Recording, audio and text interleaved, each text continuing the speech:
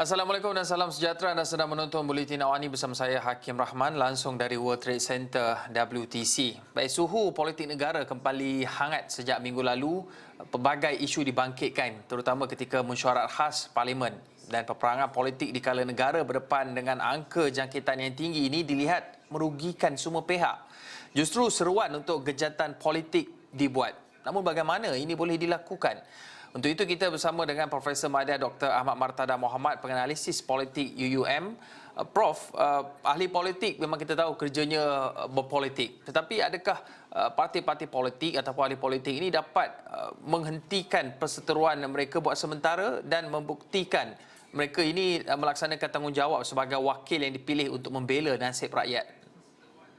Bagi saya memang sukar untuk ahli-ahli politik terutamanya yang sebelum ini sentiasa berselisih pandangan dan pendapat untuk bersetuju menghentikan segala persengketaan dalam sementara waktu bagi menumpukan perhatian kepada isu sebenar yang dihadapi oleh negara. Memang sukar. Kalau sebelum ini kita tengok memang ada kerjasama di antara pembangkang dan kerajaan. Tetapi kerjasama itu dimeterai dalam bentuk yang formal, seperti mana penubuhan jawatan kuasa. Namun pada kali ini kita lihat kalaupun ada kerjasama ataupun persetujuan untuk menghentikan sebarang pertikaian, pertelagahan, pergaduhan, ia memerlukan kepada komitmen daripada semua pihak. Dan ini memerlukan kepada semua pihak untuk bersatu hati bersetuju dan memang sukar.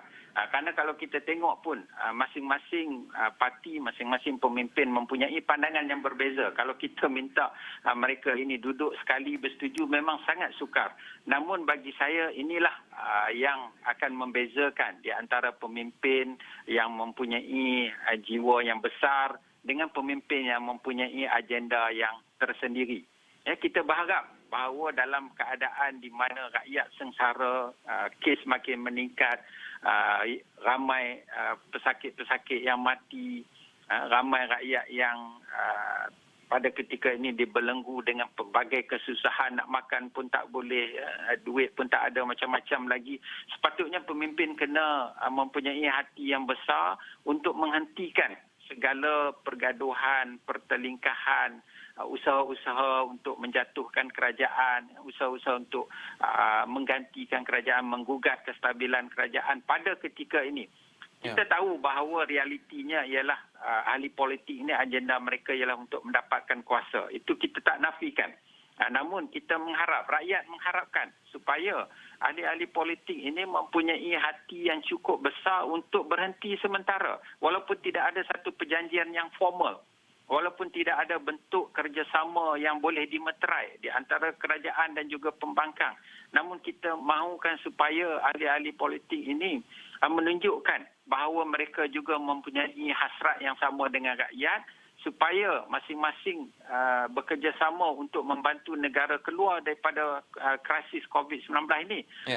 Hentikan dulu sementara apa juga agenda-agenda. Jadi kalau mereka itu mempunyai hati dan jiwa yang sama dengan rakyat, maka kita harap mereka dapat bersama-sama menghentikan. Walaupun ceasefire di kalangan ahli politik ini jarang sangat berlaku.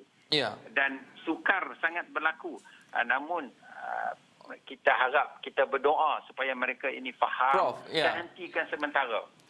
Prof, kita sedar usaha bipartisanship tu sudah ada. Contohnya tuankuasa khas di Parlimen, tuankuasa khas darurat yang meletakkan semua pihak dalam parti politik ini, pembangkang ke kerajaan ataupun NGO ataupun pakar di dalam satu jawatankuasa yang sama. Tapi mereka mempunyai objektif yang di bawah lingkungan undang-undang. Tetapi untuk satu persefahaman secara tidak formal, apa common ground yang perlu dicapai ataupun dicari oleh ahli-ahli politik ini untuk memastikan apa yang disebutkan oleh Prof tadi dapat diterjemah kepada usaha untuk membantu rakyat?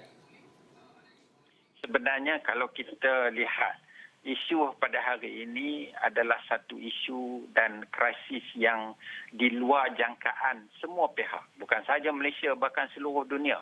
Namun kita lihat negara-negara lain di dunia, mereka sama-sama berusaha bekerjasama. Sama ada pihak pembangkang, sama ada pihak kerajaan, sama ada di negara maju, sama ada di negara membangun.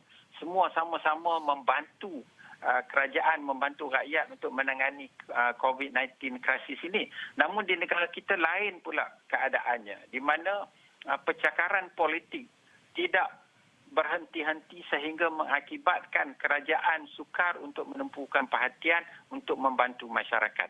Jadi bagi saya inilah sebenarnya kalau kita nak mencari titik pertemuan di antara semua anggota-anggota politik sama ada kerajaan ataupun pembangkang, titik pertemuan ini ialah membantu masyarakat. Mereka kena membuka hati masing-masing untuk menerima hakikat bahawa agenda yang paling utama yang ini. Jadi tidak ada lagi agenda lain yang lebih penting daripada menangani wabak ini dan membantu rakyat yang sengsara.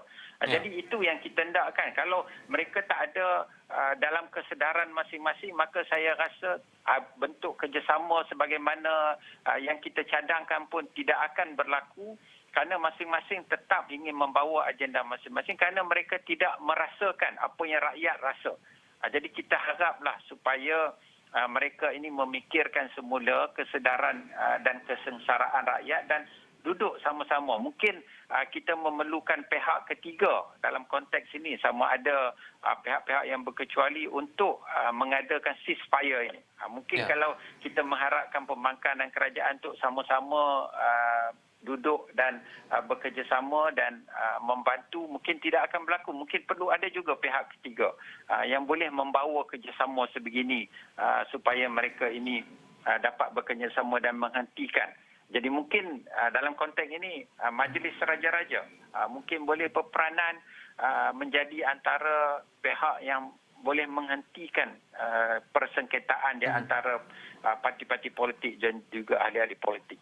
Prof ada sebutkan kemungkinan Majlis Raja-Raja mungkin boleh menjadi orang tengah, tapi hakikatnya kita tidak boleh terlalu lama menyorok masalah itu di bawah kapet. Saya bercakap mengenai perbezaan pendapat antara ketua kerajaan dan juga ketua negara yang perlu dikendurkan. Bagaimana semangat raja berperlembagaan itu dapat dihayati semua pihak agar dapat meletakkan kepentingan negara dan rakyat? Ya, sudah tentulah dalam negara berperlembagaan seperti mana yang ada di dalam negara kita, kita mempunyai satu sistem yang sangat teratur berdasarkan kepada perlembagaan persekutuan, di mana ketua negara ialah yang di-Pertuan Agong dan juga ketua pentadbiran ialah Perdana Menteri. Dan dalam konteks ini pembahagian kuasa juga adalah jelas dalam perlembagaan persekutuan. Kuasa yang diperuntukkan kepada Perdana Menteri ataupun bidang eksekutif, kuasa yang diperuntukkan kepada yang di-Pertuan Agong juga sangat jelas. Kadang-kala kita lihat mungkin pentafsiran kepada undang-undang itu agak berbeza. Namun yang lebih penting bagi saya ialah semua pihak perlu memahami bahawa di dalam keadaan sekarang yang lebih utama ialah untuk memastikan bahawa semua pihak bekerjasama bagi memastikan negara berada dalam keadaan yang stabil dan bagi memastikan bahawa tumpuan boleh diberikan kepada usaha untuk menangani COVID. Walaupun kita tahu pada ketika ini terdapat krisis ataupun salah faham di mana yang di-Pertuan Agong merasa duka cita terhadap pelaksanaan anggota-anggota kabinet terhadap isu berkaitan dengan ordinan darurat dan juga berkaitan dengan proklamasi darurat. Namun kita mengharapkan supaya pertelingkahan itu ataupun masalah yang berlaku di antara istana dan juga eksekutif itu dapat diselesaikan secara bijaksana dan tidak ada pihak-pihak yang menangguk di air yang keruh untuk memburukkan lagi keadaan, kerana negara kita tidak mampu lagi untuk menghadapi apa juga isu sama ada krisis politik ataupun bentuk-bentuk krisis yang boleh mengganggu gugat kerajaan daripada memberikan tumpuan kepada menangani wabak COVID-19 ini. Jadi bagi saya yang pertama semua pihak perlulah faham terhadap konsep raja berperlembagaan dan juga lebih memahami mengenai perlembagaan persekutuan yang ada di dalam negara kita yang menggariskan dengan terperinci bidang-bidang kuasa sama ada legislatif, eksekutif dan judiciary dan juga pihak-pihak lain sepatutnya tidak mengambil kesempatan.